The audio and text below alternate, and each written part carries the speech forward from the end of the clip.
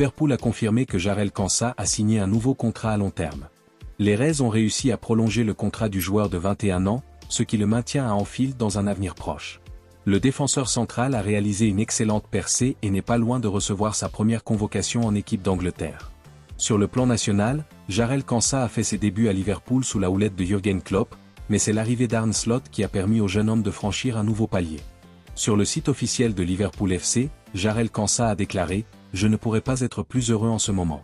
Je pense que la façon dont le nouveau manager est arrivé, son style d'entraînement, y est pour beaucoup et je pense que c'est le meilleur club au monde pour me développer et devenir un meilleur joueur.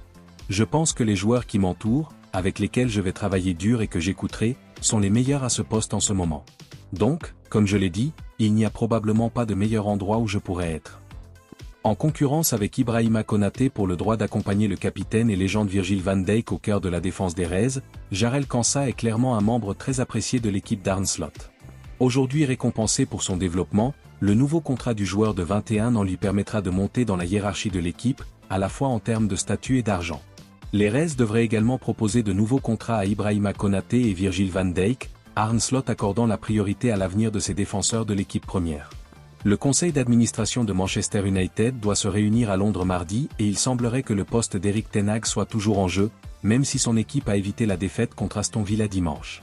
La semaine dernière, The Athletic a rapporté que la réunion de mardi était inscrite dans l'agenda des décideurs de Manchester United depuis un certain temps, mais l'avenir d'Erik ten Hag devrait encore faire l'objet d'une grande discussion.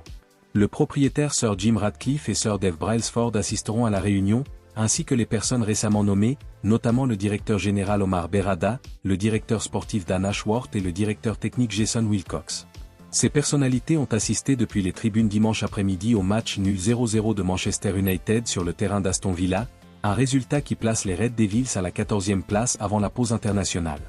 La semaine dernière a été marquée par la défaite 3-0 de son équipe face à Tottenham et l'entraîneur néerlandais n'a remporté aucun des deux matchs, obtenant des nuls au FC Porto et à Aston Villa. Selon The Times, le point obtenu à Villa Park n'a pas sauvé l'entraîneur de Manchester United puisque son poste est toujours en discussion lors de la réunion de la hiérarchie du club mancunien mardi. Il est clair depuis un certain temps que Erik ten Hag n'est pas l'homme qu'il faut pour faire progresser le club de Manchester United et il est temps pour les décideurs d'Old Trafford de mettre un terme au règne de l'entraîneur néerlandais avant que la situation ne s'aggrave. Les performances, les résultats et les transferts ont été terribles au cours des 2 dernières saisons et avec Thomas Tuchel disponible, le club de Manchester doit faire un geste pour l'entraîneur allemand. La seule chose qui le sauvera, c'est le coût de son licenciement. La semaine dernière, Richard Martin a rapporté que Manchester United devrait débourser 21 millions d'euros pour se séparer de l'ancien entraîneur de l'Ajax. Le FC Barcelone serait le dernier club à s'intéresser au transfert potentiel de l'attaquant lillois Jonathan David, qui est également dans le collimateur d'Arsenal. Jonathan David a impressionné en tant que buteur prolifique lors de son passage en Ligue 1, et il est logique que l'on parle de plus en plus de lui comme d'un possible départ vers de plus grandes et meilleures choses dans un avenir proche, alors qu'il arrive à la fin de son contrat avec Lille. Selon Todo Fichage, le Barça considère l'international canadien comme une option idéale et peu coûteuse pour remplacer le vétéran Robert Lewandowski. Arsenal s'est renseigné sur Jonathan David, mais a rencontré des difficultés pour le faire signer en raison de ses exigences salariales élevées et de la longue liste d'autres prétendants. Omar Marmouche à Arsenal pourrait être une piste à suivre, les Gunners ayant clairement besoin de plus de profondeur à l'avant en raison de la mauvaise forme de Gabriel Jesus depuis plus d'1 an. L'histoire de Jonathan David à Arsenal n'ayant que peu de chances d'aboutir, il se pourrait que le Barça soit l'un des principaux noms à suivre dans cette saga de transfert.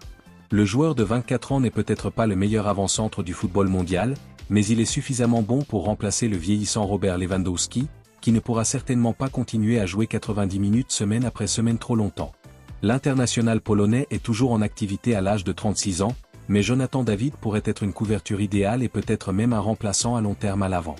Jonathan David a inscrit 92 buts en 194 matchs pour Lille, et il a marqué 26 buts toutes compétitions confondues au cours des 2 dernières saisons consécutives.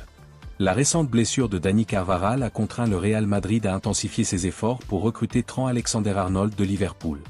Dani Carvajal s'est gravement blessé lors de sa dernière sortie sous le maillot madrilène. Le joueur de 32 ans s'est déchiré le ligament croisé antérieur après une collision avec Jérémy Pino dans les derniers instants de la victoire 2-0 sur Villarreal. L'absence prolongée de Dani Carvajal va conduire les Blancos à intensifier leurs efforts pour recruter Trent Alexander-Arnold. Le défenseur latéral de 25 ans sera en fin de contrat à Anfield à la fin de la saison, ce qui explique l'intérêt des 15 champions d'Europe. S'il ne prolonge pas son contrat, le diplômé de l'Académie de Liverpool pourra négocier un pré-contrat avec n'importe quel club en dehors de l'Angleterre à partir de janvier. Et selon un récent rapport de la publication espagnole Fichage, bien que le Real Madrid ait envisagé un transfert gratuit cet été, la blessure de Dani Carvajal signifie que les Madrilènes sont maintenant prêts à faire une offre au club de Premier League lors de la fenêtre d'hiver. Compte tenu de sa situation contractuelle, la valeur actuelle de Trent Alexander-Arnold ne reflète pas fidèlement ses capacités et sa position parmi les meilleurs latéraux offensifs du sport. Les Madrilènes le savent et c'est pourquoi ils ne sont prêts à offrir à Liverpool que 12 millions d'euros. Malgré la position initiale de Liverpool de ne pas négocier avec le Real Madrid en janvier, l'échec de la prolongation du contrat de son numéro 66 pourrait l'obliger à prendre une décision qui, il n'y a pas si longtemps, paraissait insondable. Depuis qu'il a été promu en équipe première des Reds en 2016, Trent Alexander-Arnold, qui a fait ses débuts en senior à l'âge de 18 ans, a directement contribué à 102 buts en 319 matchs toutes compétitions confondues. Le Paris Saint-Germain est un grand admirateur du Barcelonais Lamine Yamal et aimerait bien le faire venir dans la capitale française.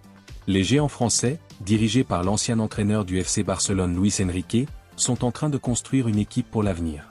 Depuis le départ de Neymar, Lionel Messi et plus récemment Kylian Mbappé du Parc des Princes, les champions de Ligue 1 ont changé leur politique de transfert et se sont tournés vers les jeunes talents. En recrutant certains des jeunes talents les plus recherchés d'Europe lors des dernières fenêtres, notamment en signant Joao Neves de Benfica et Bradley Barcola de Lyon, Nasser Al-Khelaifi est déterminé à guider le club dans une nouvelle direction, qui, espérons-le, aboutira à un succès européen majeur. Et selon un récent rapport de Fichage, le prochain nom sur la liste des souhaits des géants français est Lamine Yamal. Le jeune homme de 17 ans a connu une ascension fulgurante et a notamment été la vedette de l'Espagne lors des championnats d'Europe de cet été en Allemagne.